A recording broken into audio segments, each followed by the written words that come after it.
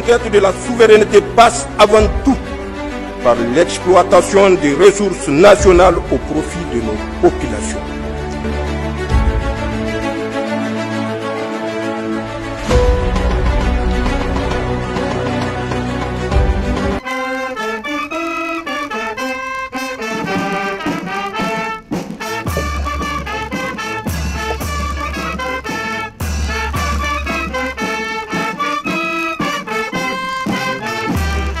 Officiers, sous-officiers, militaires de rang, fusiliers de l'air, sapeurs, gendarmes, gardes nationaux, gardiens de paix, agents de douane et des eaux et forêts, au nom de la République, du peuple souverain et de ma délégation, nous vous félicitons et vous disons merci. Félicitations et merci pour le travail abattu. Je viens de quitter le Conseil régional de sécurité qui nous a permis de mesurer l'ampleur de la menace et surtout mesurer les dévouements des forces de défense et de sécurité qui ont pu avec succès endiguer ces menaces. Des sacrifices énormes ont été consentis. Sacrifice de foi ultime. À cet effet, nous profitons pour vous présenter nos condoléances. Les condoléances du peuple nigérien souverain pour tous les martyrs, qu'ils soient des FDS ou civils. Allah subhanahu wa ta'ala leur accorde sa rahma et les accueille dans son paradis Firdaus. Il nous donne le courage et la force de continuer le combat.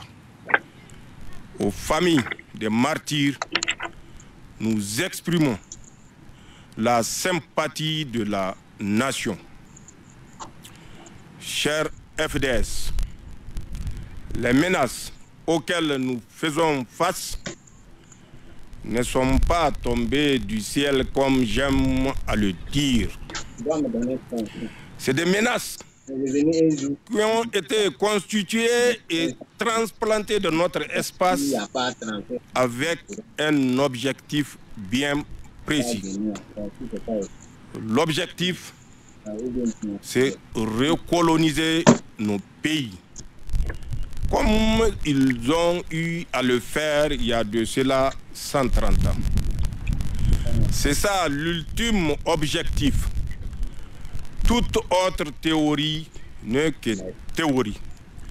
Nous avions cessé de rêver depuis le 26 juillet 2023 et nous sommes pragmatiques car conscients des menaces et conscients de la perfidie de l'adversaire capable d'utiliser tous les moyens pour nous contraindre. Cet ennemi, cet adversaire, il est de mon devoir de vous le préciser. Rappelez-vous, à l'image d'autres pays avant le Niger, le Mali et le Burkina, nous avons connu effectivement la déstabilisation en Afghanistan, la déstabilisation en Irak, la déstabilisation en Syrie, la déstabilisation en Libye, Aujourd'hui, la déstabilisation au Soudan et la tentative de déstabilisation dans notre espace confédéral. L'ennemi est le même et il utilise les mêmes moyens qu'il a expérimentés il y a 130 ans de cela. Cette perfidie, il est de mon devoir de vous la retracer historiquement. Vous vous rappelez, en 2011-2012, une situation s'est créée au Mali. Situation où, comme un appel d'air a dégénéré à travers l'occupation du Nord Mali par toutes sortes de groupes d'intérêt.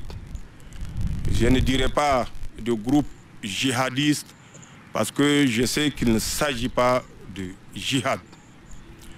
Cette transplantation a pour objectif de nous convaincre que nos forces de défense et de sécurité sont incapables de contrôler à plus forte raison, réduire cette menace.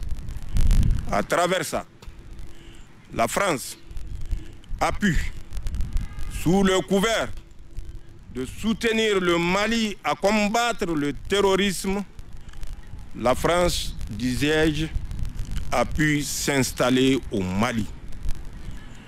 Mieux, dans leur programme, ils ont approché les autorités nigériennes de l'époque pour souhaiter pouvoir mettre un détachement sur notre territoire en soutien aux forces déployées au Mali. Ils ont utilisé la fibre de la solidarité africaine pour nous convaincre d'accepter cette demande.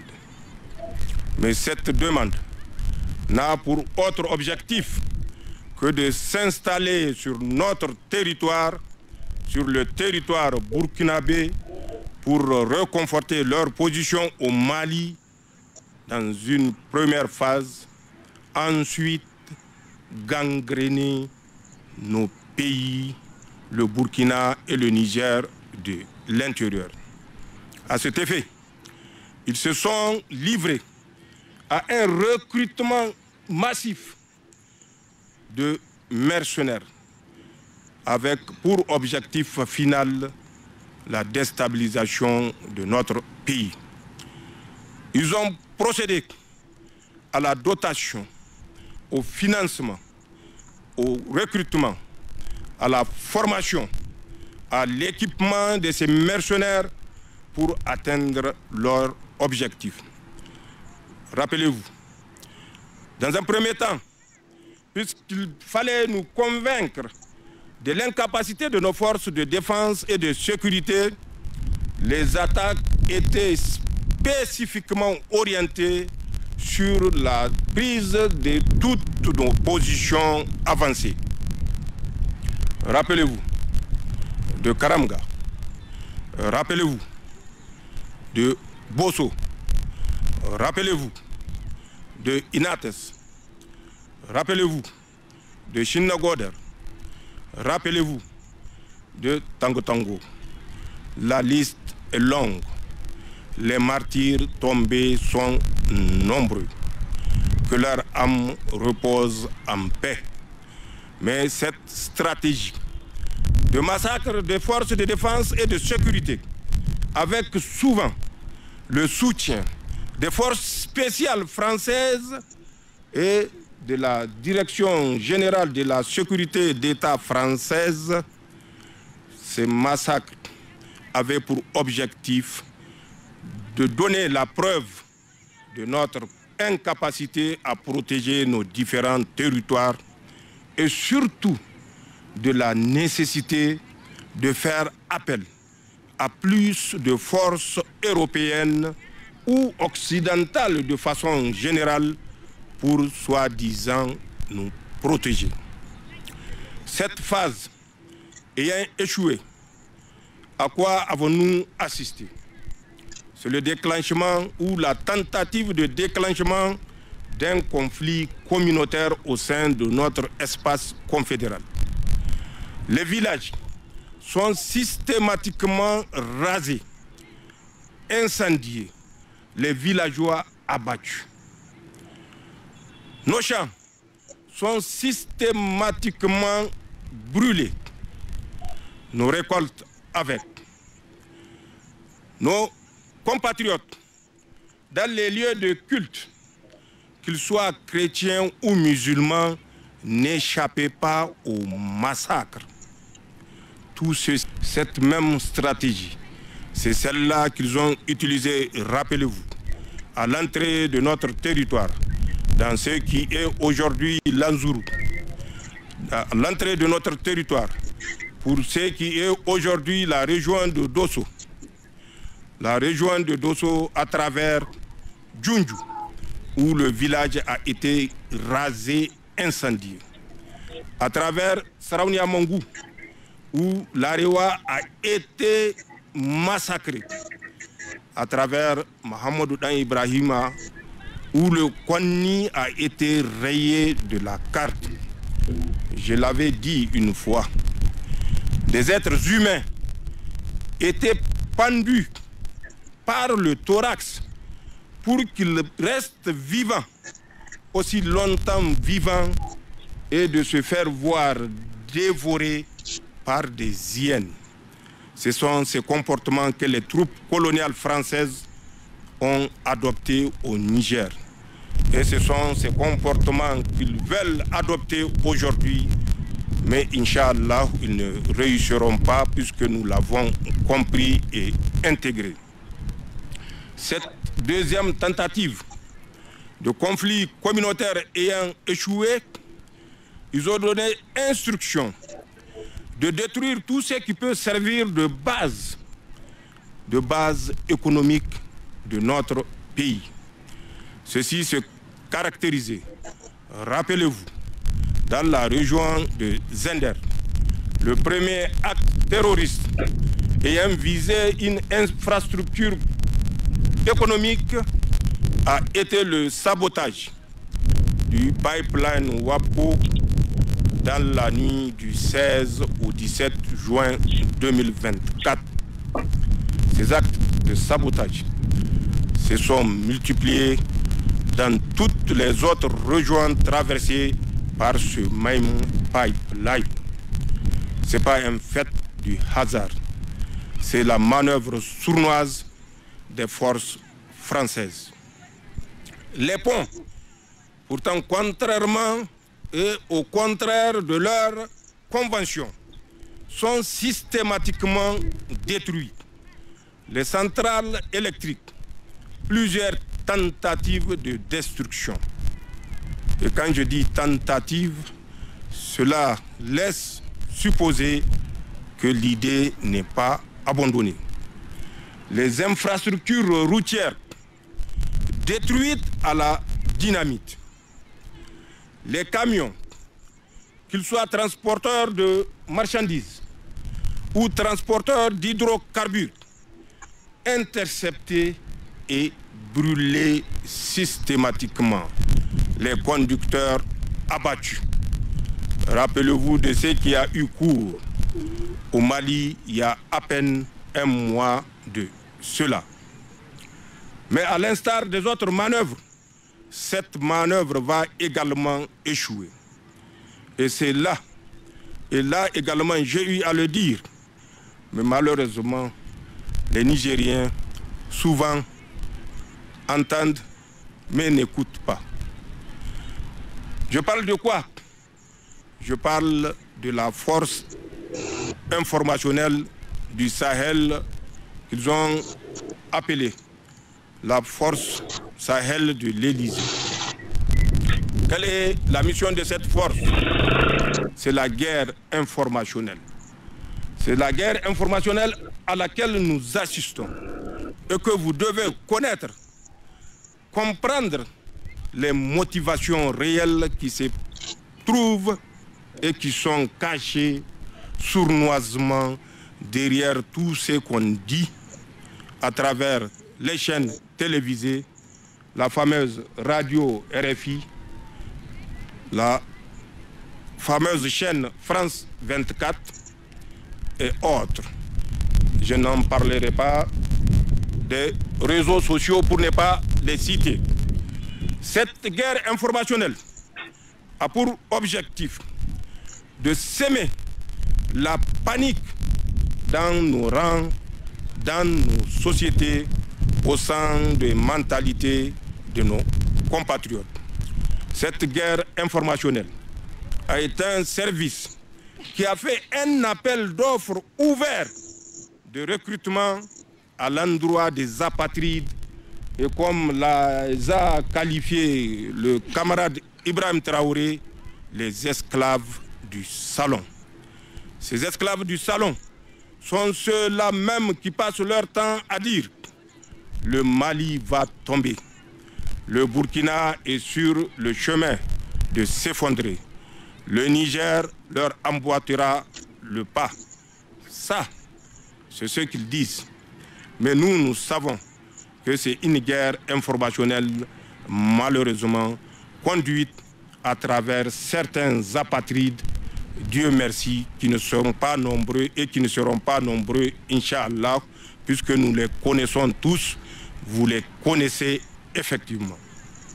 Cette guerre informationnelle, à l'instar de toutes les autres sournoiseries, à l'instar de toutes les autres manœuvres, cette guerre informationnelle va échouer puisque vous avez compris, si ce n'est pas fait avant, à partir d'aujourd'hui, l'objectif visé par tout ce que vous entendez sur RFI, France 24 et autres chaînes et leurs sbires africains, malheureusement. Chères forces de défense et de sécurité, je crois avoir décrit l'ennemi avec précision, sa perfidie avec précision.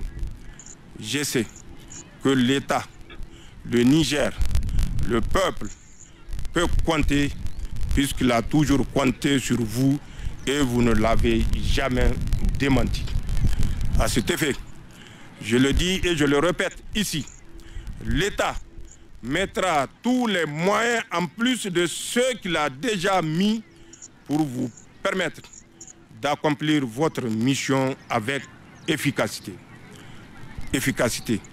Vous avez fait preuve d'efficacité exemplaire dans la région de Zender, notamment la zone d'opération Garkoua, je crois, en coordination avec le bassin du lac Tchad.